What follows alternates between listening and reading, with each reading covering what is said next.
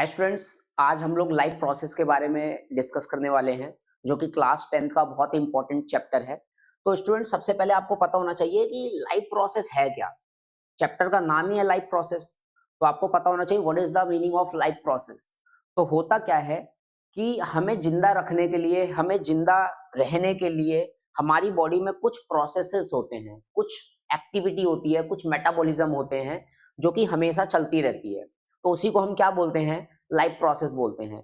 Example के लिए, अगर आपको जिंदा रहना है तो क्या आप सांस लेते हो, नहीं लेते हो? तो आपको तो हमेशा सांस लेनी पड़ेगी, ठीक। तो इसी को हम लोग क्या बोलते हैं, लाइफ प्रोसेस। मतलब जिंदा रहने के लिए रेस्पिरेशन तो भाई जरूरी है, ठीक है। जिंदा रहना है तो डेली खाना खाना भी पड़ेगा। तो इसका मतलब है कि जो न्यूट्रिशन है, जो डाइजेशन है, ये भी क्या है, जरूरी है अगर आप जिंदा रहना चाहते हो, ठीक है। अब होता क्या है, जो आपने खाना खाया उसको तोड़ना भी तो पड़ेगा ना।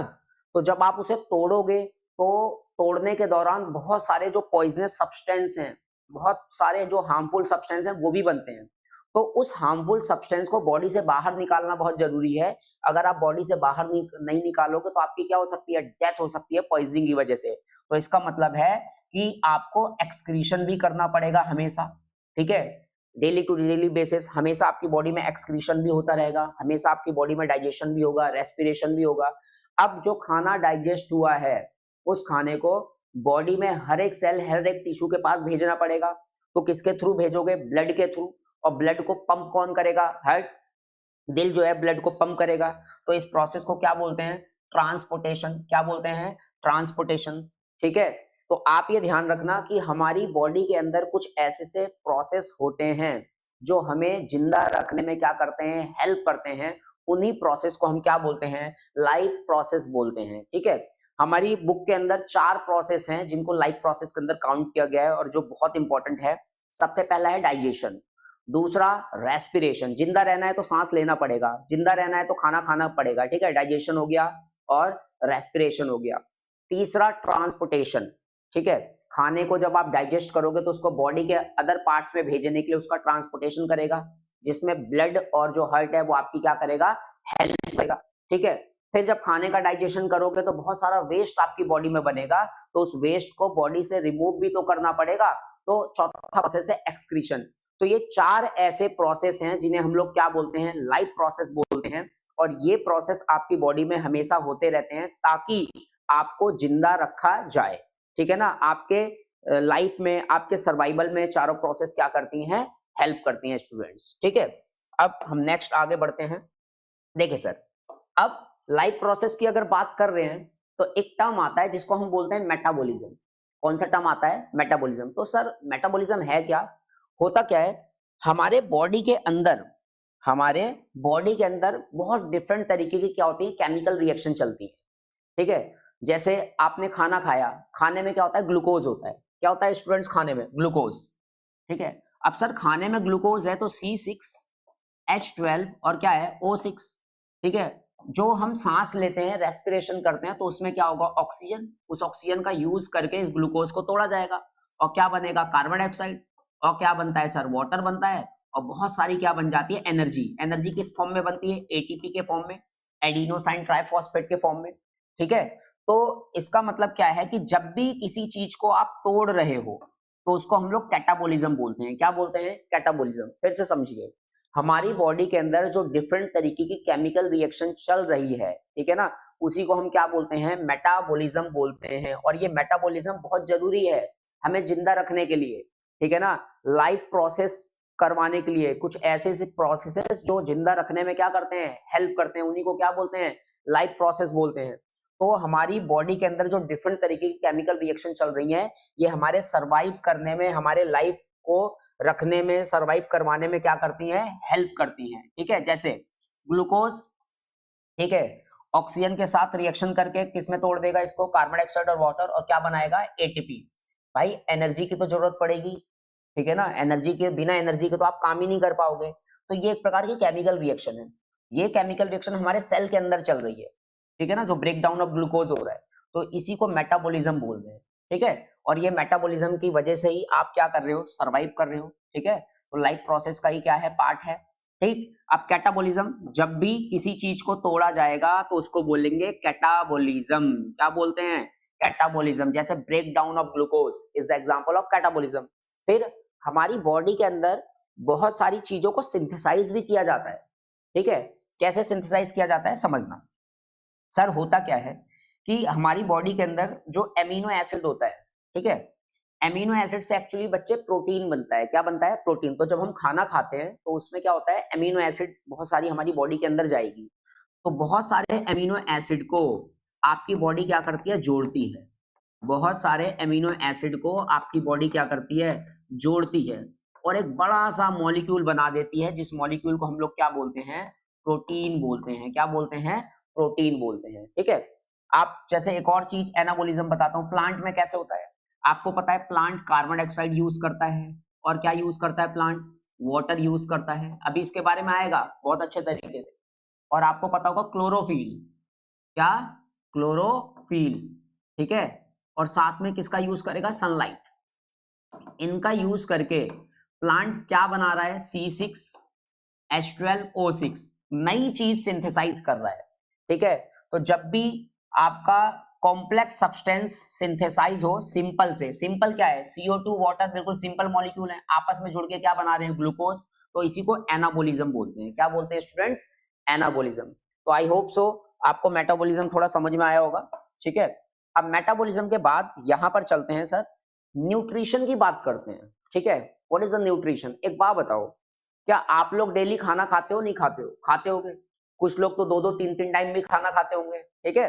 तो जब हम खाना खाते हैं तो जो आप फूड खा रहे हो ना, उस फूड के अंदर क्या है? उस फूड के अंदर कार्बोहाइड्रेट है, उस फूड के अंदर एमिनो एसिड है, उस फूड के अंदर फैटी एसिड है, और उस फूड के अंदर प्रोटीन है, बहुत सारे मिनरल हैं, बहुत सारे विटामिन हैं, ठीक है। तो ये जो सारी चीजें फूड के अंदर प्रेजेंट हैं, इसी को हम लोग क्या बोलते हैं? न्यूट्रिएंट बोलते हैं। क्या बोलते हैं? न्यूट्रिएंट, ठीक है।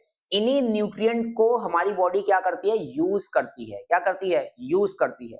और नए नए सेल्स बनाने में, और बॉडी को जहां इन न्यूट्रिएंट की जरूरत होती है वहां पर ये इसको क्या कर देते हैं? सप्लाई कर देते हैं, ठीक है। तो आप ये ध्यान रखना, ये जो न्यूट्रिएंट है ये बहुत जरूरी है, ठीक है। जो फूड है वो आपकी बॉडी के लिए बहुत क्या है? जरूरी है, क्योंकि फूड की वजह से ही आपकी बॉडी क्या करेगी? ठीक है ना, सरवाइव करेगी। आपकी बॉडी के अंदर एक एक जो सेल है वो क्या करेगी? फंक्शन करेगी, मेटाबॉलिकली क्या रहेगी?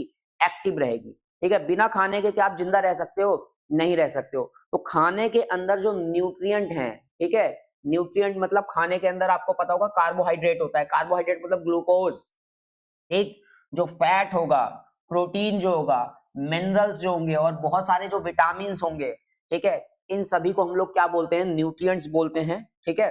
तो फूड से जो हम लोग न्यूट्रिएंट ऑब्टेन कर रहे हैं इसी को न्यूट्रिशन बोलते हैं। क्या बोलते हैं स्टूडेंट्स? न्यूट्रिशन। अब न्यूट्रिशन भी दो तरीके का होता है, ठीक है। न्यूट्रिशन भी दो तरीके का होता है। कुछ ऑर्गेनिज्म ऐसे होते हैं जो अपना खाना खुद ही बना लेते हैं स्टूडेंट्स। कुछ ऑर्गेनिज्म ऐसे होते हैं जो अपना खाना क्या करते हैं?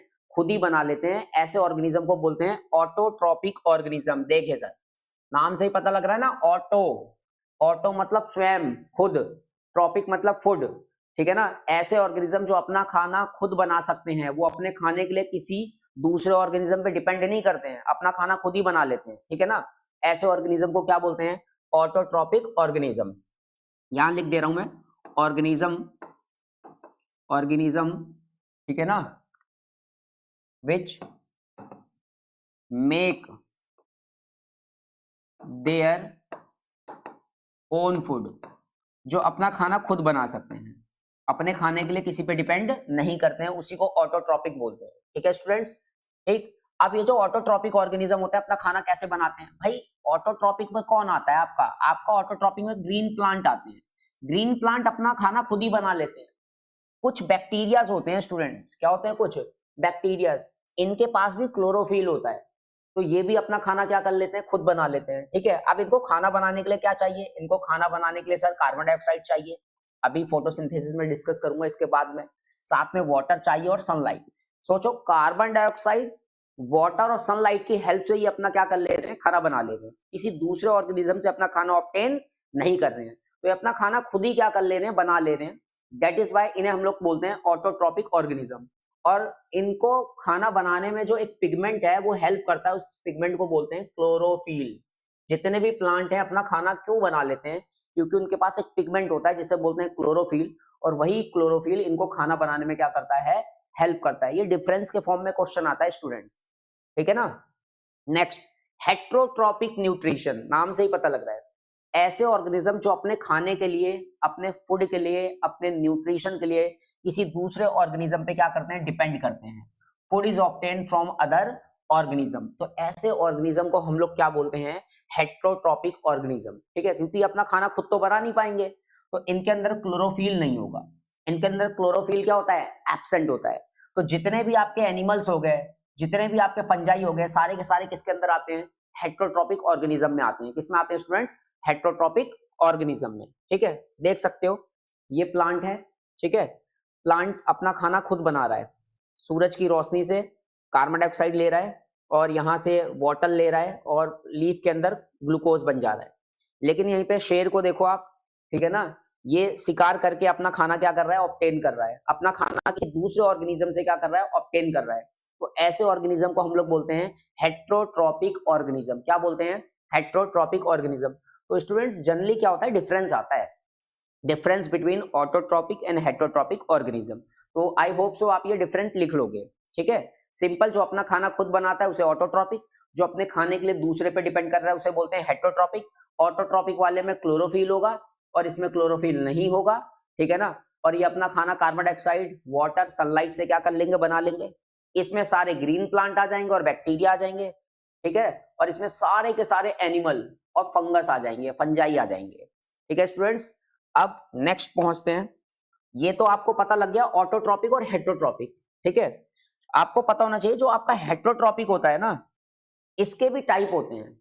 जो हेट्रोट्रॉपिक आपका न्यूट्रिशन होता है, इसके भी क्या होते हैं स्टूडेंट्स, टाइप होते हैं हेट्रोट्रॉपिक न्यूट्रिशन के। और ये पूछा जाता है कि हेट्रोट्रॉपिक न्यूट्रिशन के टाइप बताइए। तो हेट्रोट्रॉपिक न्यूट्रिशन को 3 भागों में हमने क्या कर रखा है, डिवाइड कर रखा है। पहला है होलोजोइक न्यूट्रिशन, दूसरा है सेप्रोफाइटिक न्यूट्रिशन, तीसरा है पैरासाइटिक न्यूट्रिशन। तो स्टूडेंट्स आप ये ध्यान रखना, सर होलोजोइक न्यूट्रिशन क्या है, ठीक है ना। होलोजोइक न्यूट्रिशन क्या है, आप खाना खाते हो, पानी पीते हो, नहीं, ठीक है ना।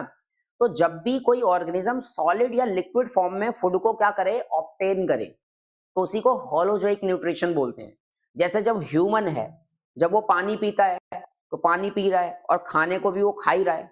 तो जब भी फूड को हम सॉलिड या लिक्विड फॉर्म में क्या करते हैं, इनटेक करते हैं। किस फॉर्म में इनटेक करते हैं, सॉलिड या लिक्विड फॉर्म में इनटेक करते हैं। अब खाना जाएगा तो खाने का पेट के अंदर बच्चे क्या होगा, हमारे डाइजेशन होगा, ठीक है। और जब पेट के अंदर, इंटेस्टाइन के अंदर जब खाने का क्या होगा, डाइजेशन होगा, उसके बाद उस खाने को ब्लड के थ्रू जो ऑर्गन होंगे, जो टिश्यूज होंगे, जो सेल्स होंगे, ठीक है ना, वहां तक क्या किया जाएगा, पहुंचाया जाएगा। तो जब भी खाने को पूरा का पूरा क्या किया जाता है, निगला जाता है, इंजेस्ट किया जाता है, और खाने का डाइजेशन अंदर चलेगा। कहाँ चलेगा, अंदर, बॉडी के अंदर। तो जब भी कोई ऑर्गेनिज्म खाने को सॉलिड या लिक्विड के फॉर्म में क्या करे, इनटेक करे, खाने को पूरा का पूरा इंजेस्ट करे, स्वेलो करे, निगले पूरा, ठीक है, और खाने को अंदर ही क्या किया जाए, डाइजेस्ट किया जाए, तो ऐसे न्यूट्रिशन को बोलते हैं होलोजोइक न्यूट्रिशन। इसका बेस्ट एग्जांपल क्या है, ह्यूमन है। जितने भी एनिमल आप देखते हो भाई, आप एनिमल में कोई सा भी शेर देख लो, ठीक है ना, आप बर्ड्स देख लो, ये लोग क्या करते हैं, खाने को स्वेलो करते हैं, निगलते हैं, और खाना उनकी बॉडी के अंदर डाइजेस्ट होता है। तो ये सारा एग्जाम्पल किसका है, होलोजोइक न्यूट्रिशन। तो यहाँ पर जो होलोजोइक न्यूट्रिशन है स्टूडेंट्स, क्या है आपका, होलोजोइक न्यूट्रिशन, ठीक है। तो यहाँ जो होलोजोइक न्यूट्रिशन है, organism feed by ingesting solid, ठीक है ना, ऑर्गेनिक मैटर फूड की बात कर रहा है, which is then digested and absorb into their body. मतलब ये जो खाना है ये हमारी बॉडी के अंदर डाइजेस्ट किया जाएगा और एब्जॉर्ब किया जाएगा। इसका बेस्ट एग्जांपल है ह्यूमन। होलोजोइक, ठीक है ना, होलो मतलब पूरा, ठीक है ना, होल, पूरा का पूरा फूड को आप क्या कर रहे हो, स्वेलो कर रहे हो, ठीक है। एनिमल्स सारे आ जाएंगे, और बहुत सारे ऐसे प्लांट होते हैं, अभी आगे मैं आपको बताऊंगा, कुछ ऐसे प्लांट्स होते हैं जो इंसेक्ट को खाते हैं, इंसेक्टिवोरस प्लांट बोलते हैं। तो इसमें कुछ इंसेक्टिवोरस क्या आ जाएंगे, आपके प्लांट्स आ जाएंगे, क्या आ जाएंगे, इंसेक्टिवोरस प्लांट। इसके बाद ऑर्गेनिज्म क्या आता है, सेप्रोफाइटिज्म। ठीक है, क्या आता है, सेप्रोफाइटिज्म, नाम से ही पता लग रहा है। ठीक, सेप्रोफाइटिक ऑर्गेनिज्म किसे बोलते हैं, देखो कुछ ऐसे ऑर्गेनिज्म होते हैं जो अपना फूड, जो डेड ऑर्गेनिज्म होते हैं, जो सड़ी गली हुई चीजें होती हैं, जो रोटिंग थिंग्स होते हैं, उससे अपना न्यूट्रिएंट या न्यूट्रिशन क्या करते हैं, ऑब्टेन करते हैं। तो ऐसे ऑर्गेनिज्म को हम लोग क्या बोलते हैं, सेप्रोफाइट बोलते हैं। क्या बोलते हैं, सेप्रोफाइट। और ऐसे न्यूट्रिशन को क्या बोलते हैं, सेप्रोफाइटिज्म बोलते हैं। क्या बोलते हैं, सेप्रोफाइटिज्म। ठीक है, ध्यान रखना, हम लोग हेटेरोट्रॉपिक न्यूट्रिशन के टाइप पढ़ रहे हैं। ठीक है ना, ये सब न्यूट्रिशन के टाइप हैं। ठीक, तो कुछ ऐसे ऑर्गेनिज्म होते हैं जो अपना न्यूट्रिएंट, अपना फूड, जो डेड ऑर्गेनिक मैटर होता है, जो सड़ी गली हुई जो चीजें होती हैं, ठीक है ना, जो डिकेइंग या रॉटन थिंग्स होते हैं, उससे वो लोग अपना फूड क्या करते हैं, ऑब्टेन करते हैं। ठीक है, तो ऐसे ऑर्गेनिज्म को हम लोग बोलते हैं सेप्रोफाइट्स। क्या बोलते हैं, सेप्रोफाइट्स। और सेप्रोफाइट्स के स्टूडेंट्स ध्यान रखना, जो एग्जाम्पल हैं वो हैं आपके बैक्टीरिया और फंजाई, फंगस। बैक्टीरिया और फंजाई किसके एग्जाम्पल हैं, सेप्रोफाइट्स बोलते हैं इन्हें। क्या बोलते हैं, सेप्रोफाइट्स। और इस न्यूट्रिशन को क्या बोलते हैं, सेप्रोफाइटिज्म बोलते हैं। क्या बोलते हैं, सेप्रोफाइटिज्म। बैक्टीरिया और फंजाई जो डेड चीजें होती हैं, जो सड़ी गली हुई चीजें होती हैं, वहां से अपना न्यूट्रिएंट क्या करते हैं, ऑब्टेन करते हैं। दैट इज व्हाई इसे हम लोग क्या बोलते हैं, सेप्रोफाइटिज्म बोलते हैं। क्या होलोजोइक वाला डेड चीजें खा रहा है क्या, नहीं। और यहाँ पर एक और डिफरेंस है, समझना। ठीक है, जो बैक्टीरिया फंजाई होता है ना, वो क्या करते हैं, अपने जो एंजाइम्स होते हैं वो खाने पे छोड़ देते हैं, मतलब बॉडी के बाहर छोड़ते हैं। तो खाने का जो डाइजेशन होता है वो बॉडी के बाहर करते हैं। ठीक है, और जब खाने का डाइजेशन बॉडी के बाहर करते हैं तो उसके बाद उस खाने को थोड़ा बहुत क्या कर लेते हैं, वो एब्जॉर्ब कर लेते हैं। यहाँ पर तो खाने का डाइजेशन कहाँ हो रहा है, बॉडी के अंदर। लेकिन सेप्रोफाइटिज्म में क्या करते हैं, जो बैक्टीरिया फंजाई होते हैं, ये जो एंजाइम होता है ये फूड पे निकालते हैं बाहर ही। तो खाने का जो डाइजेशन होता है ये बॉडी के बाहर ही करते हैं, और उसके बाद खाने को क्या करते हैं, एब्जॉर्ब करते हैं। यहाँ पर खाने का डाइजेशन क्या हो रहा है, और खाने का एब्जॉर्प्शन कहाँ है, बॉडी के अंदर हो रहा है। कहाँ हो रहा है, अंदर। ये खाने का डाइजेशन कहाँ कर रहे हैं, बॉडी के बाहर कर रहे हैं। ठीक है, तो ये बेसिक चीज स्टूडेंट्स आपको क्या होनी चाहिए, पता होनी चाहिए। ये बेसिक चीजें पता होनी चाहिए। कुछ डायग्राम्स आपको दिखा देता हूं, जैसे ये देखो, ये इनको देखो, देख रहे हो के, है ना, बबलू डब्लू। अब ये जो बबलू डब्लू है हमारा, हनी खा रहा है बिल्कुल। तो जब ये हनी खाएगा तो पूरा का पूरा हनी को क्या कर लेगा, स्वेलो कर लेगा। तो जब हनी खा रहा है तो पूरे के पूरे हनी को क्या कर लेगा, स्वेलो कर लेगा। तो इसका मतलब एक ऐसा न्यूट्रिशन है, होलोजोइक न्यूट्रिशन है। क्योंकि हनी जो है, जो शहद है, वो इसके बॉडी के अंदर क्या होगा, डाइजेस्ट होगा और एब्जॉर्ब होगा। अब इसको देखो, जो ब्रेड है ये तो सबको पता होगा, शायद ही कोई बच्चा हो जिसको ना पता हो। ब्रेड के ऊपर ये देख रहे हो फफूंदी लगी हुई है, फंजाई। ठीक है, तो ये जो ब्रेड है ये सड़ रहा है। ठीक है, इस सड़ी हुई चीज से फंगस अपना न्यूट्रिएंट क्या कर रहा है, ऑब्टेन कर रहा है। दैट इज व्हाई उसको हम लोग क्या बोलते हैं, सेप्रोफाइट्स बोलते हैं। और ऐसे न्यूट्रिशन को सेप्रोफाइटिज्म बोलते हैं। क्या बोलते हैं, सेप्रोफाइटिज्म। अब स्टूडेंट्स बात करते हैं पैरासिटिज्म की। किसकी बात करते हैं, पैरासिटिज्म की। ठीक है, स्टूडेंट इसको पढ़ते हुए ना कुछ बच्चों को कंफ्यूजन होती है। अभी मैं कंफ्यूजन आपको बिल्कुल दूर कर देता हूं। होता क्या है कि इसने बोला है obtain nutrient from living organism. ठीक है ना, ये जो पैरासाइट होता है ना, ये अपना जो न्यूट्रिएंट होता है वो लिविंग ऑर्गेनिज्म से क्या करता है, ऑब्टेन करता है। ठीक है, किससे ऑब्टेन करता है, लिविंग ऑर्गेनिज्म से। ठीक है, और ये जो पैरासाइट्स होता है, न्यूट्रिएंट जो होता है ना, जो ऑब्टेन करेगा, ये लिविंग ऑर्गेनिज्म के ऊपर भी हो सकता है। ठीक है, और लिविंग ऑर्गेनिज्म के अंदर भी हो सकता है। ठीक, समझो मैं क्या कह रहा हूं। होता क्या है कि जो पैरासाइट्स होते हैं ये अपना न्यूट्रिएंट किसी दूसरे लिविंग ऑर्गेनिज्म से क्या करते हैं, ऑब्टेन करते हैं। ठीक है, अब ऑब्टेन करने के लिए या तो ये उस ऑर्गेनिज्म के बॉडी के सरफेस पे होंगे, या बॉडी के कहां होंगे, अंदर होंगे। ठीक है, तो होता क्या है, जैसे जो बालों में जूं होती है, क्या होती है बालों में, जूं। ठीक है, बालों में जो लाइस होती है, ठीक है स्टूडेंट्स, वो क्या होती है, लगातार बॉडी के कहां होती है, सरफेस पे होती है। बॉडी के कहां होती है, सरफेस पे। और लगातार जो ब्लड होती है उसको क्या करती है, सक करती है। तो ये जो जूं है बालों के अंदर, ये इसका मतलब एक प्रकार का किसका एग्जाम्पल है, ये एक प्रकार का पैरासाइट होता है। क्या होता है, पैरासाइट। क्योंकि पैरासाइट ह्यूमन के कहां होता है, हेड पे होता है। ह्यूमन एक लिविंग ऑर्गेनिज्म है और उससे न्यूट्रिएंट ऑब्टेन कर रहा है। ध्यान रखना, आप कंफ्यूज मत होना, आपके दिमाग में ये भी आएगा कि जब शेर है वो किसी दूसरे जानवर को किल कर रहा है तो वो भी तो लिविंग है, ठीक है ना, हम भी तो प्लांट को खा रहे हैं, वो भी तो लिविंग है। मेरे भाई जो पैरासाइट्स होता है जिससे भी न्यूट्रिएंट ऑब्टेन करता है, ध्यान से सुनना, जो पैरासाइट होता है जिससे भी न्यूट्रिएंट ऑब्टेन करता है वो लगातार उसके बॉडी के क्या होता है, कांटेक्ट में होता है। हम प्लांट से अपना न्यूट्रिएंट ऑब्टेन करते हैं, नो डाउट। क्या हम लगातार प्लांट के कांटेक्ट में ही होते हैं क्या? क्या प्लांट से चिपके ही रहते हैं क्या? ठीक है, शेर जो है हिरन से अपना न्यूट्रिएंट ऑब्टेन कर रहा है, ठीक है, लेकिन क्या जो शेर है वो लगातार हिरन से चिपका रहता है क्या? ऐसा नहीं होता है।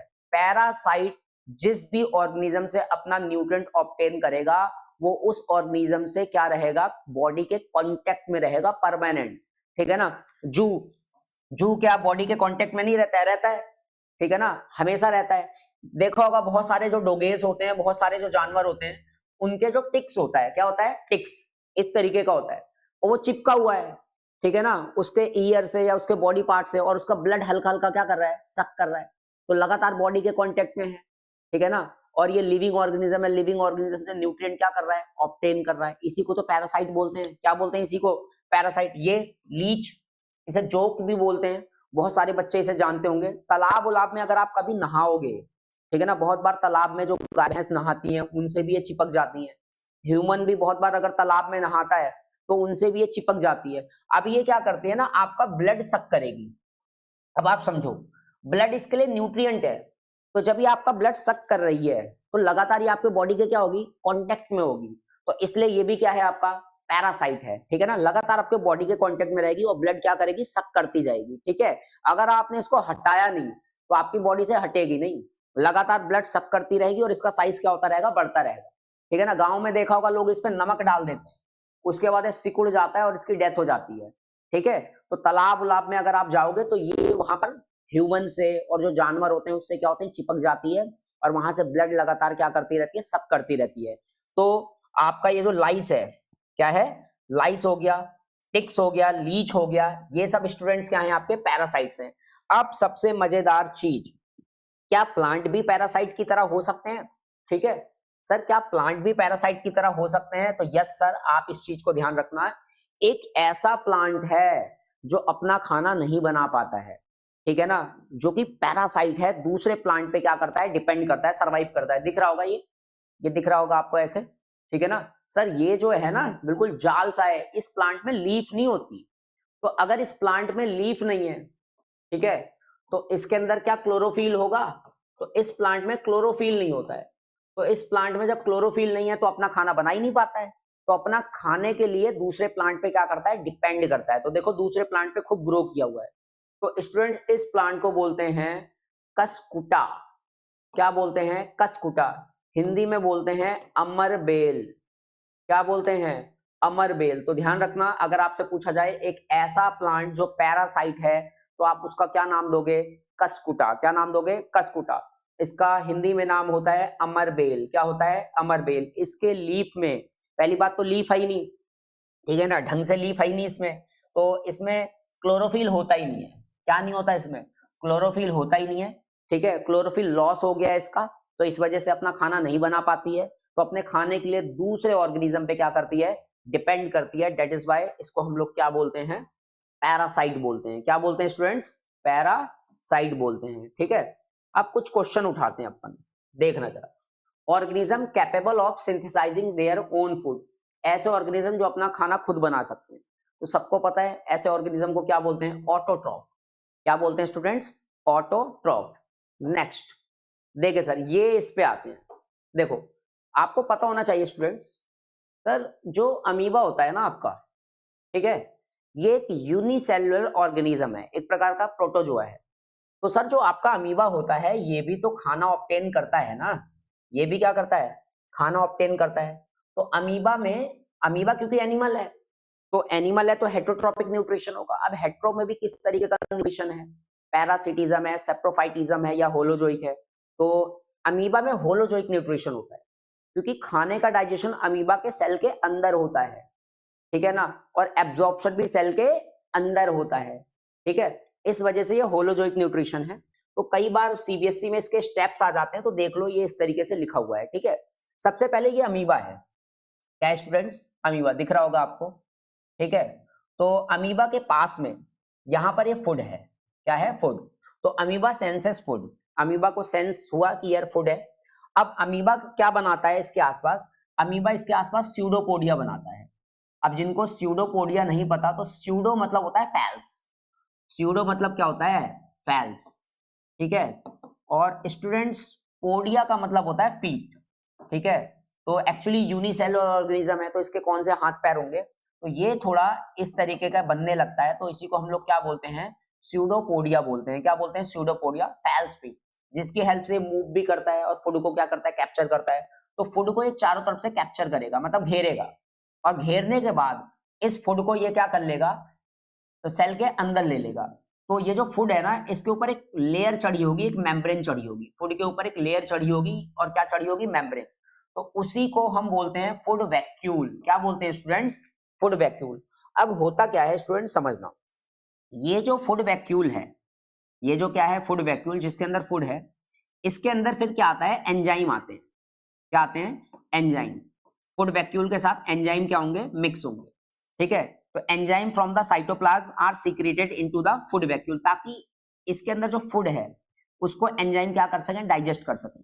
अब यहाँ पर खाना क्या हो जाएगा? डाइजेस्ट हो जाएगा। जो डाइजेस्टेड फूड है उसको फिर सेल के अंदर, साइटोप्लाज्म के अंदर क्या कर दिया जाएगा? डिस्ट्रीब्यूट कर दिया जाएगा, फैला दिया जाएगा। Food is digested and soluble जो मटेरियल होगा उसको एब्जॉर्ब कर लिया जाएगा, ठीक है ना, या यूज अप कर लिया जाएगा, सेल के डिफरेंट भागों में भेज दिया जाएगा। अब जब ये खाने को डाइजेस्ट किया जाएगा तो कुछ ऐसी भी चीजें होंगी जो वेस्ट होंगी, अनडाइजेस्टेड होंगी, ठीक है ना। तो उसको क्या किया जाएगा? थोड़ा बाहर की तरफ पुश किया जाएगा, ठीक है ना, बाहर की तरफ क्या किया जाएगा? पुश किया जाएगा, और बाद में उसको सेल से क्या कर दिया जाएगा? बाहर फेंक दिया जाएगा, ठीक है ना। तो जो अनडाइजेस्टेड वेस्ट होगा उसको एक्सपेल्ड कर दिया जाएगा, बाहर निकाल दिया जाएगा। तो इस तरीके से अमीबा के अंदर स्टूडेंट्स क्या होता है? फूड का डाइजेशन होता है, ठीक है ना।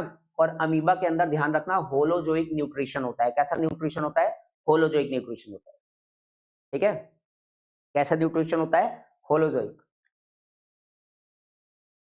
नहीं बच्चे, नहीं, एक्चुअली क्या है समझो, जो पैरासाइट्स होता है वो लिविंग ऑर्गेनिज्म से ही न्यूट्रिएंट क्या करता है? ऑब्टेन करता है, ठीक है ना। पैरासाइट लिविंग ऑर्गेनिज्म से ही न्यूट्रिएंट ऑब्टेन करता है, लेकिन ध्यान रखना, पैरा जो साइट होता है वो लगातार उस लिविंग ऑर्गेनिज्म के कांटेक्ट में होगा, उस लिविंग ऑर्गेनिज्म को होस्ट बोलते हैं, लगातार बॉडी के कांटेक्ट में होगा। अब अगर बॉडी के सरफेस पे है तो उसे एक्टोपैरासाइट बोल देते हैं, और बॉडी के अंदर है उसे क्या बोलते हैं? एंडोपैरासाइट। जैसे अभी आपने देखा, जो टिक्स थे, क्या थे? टिक्स, ठीक है ना। और जो लाइस है वो तो बॉडी के सरफेस पे होता है, वो एक्टोपैरासाइट है। बहुत सारे कीड़े होते हैं, जैसे टेपवर्म, पेट का जो कीड़ा होता है, ठीक है ना, ये सब इंटेस्टाइन के अंदर होते हैं। वो कैसे पैरासाइट्स हैं? इंडो पैरासाइट्स हैं। तो आप ये ध्यान रखना, जो पैरासाइट्स होता है न्यूट्रिएंट लिविंग ऑर्गेनिज्म से ऑब्टेन करेगा, लेकिन लगातार बॉडी के क्या होगा? कांटेक्ट में होगा। इस चीज को ध्यान रखो, तभी डिफरेंशिएट हो पाएगा, ठीक है स्टूडेंट्स।